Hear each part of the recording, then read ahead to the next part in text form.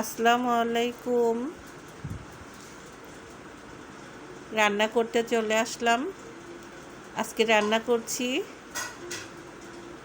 সকাল সকাল সকাল বাগান থেকে মিষ্টি কুমড়ার শাক নিয়ে আসলাম।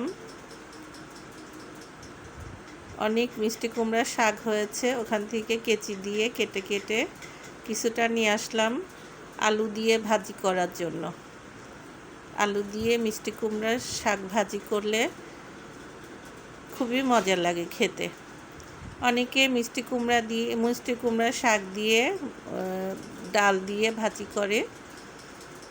পেঁয়াজ মরিচ আলু সব কিছু একসঙ্গে ভেজে নিতে হবে।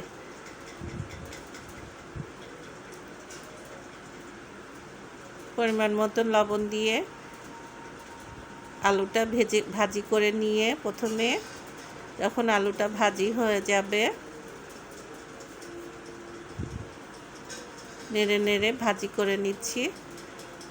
আলুটা সিদ্ধ হয়ে গেলে মিষ্টি কুমড়ার শাকগুলো কেটে পরিষ্কার করে ধুয়ে নিলাম। এইগুলো শাকগুলো সব দিয়ে দিব।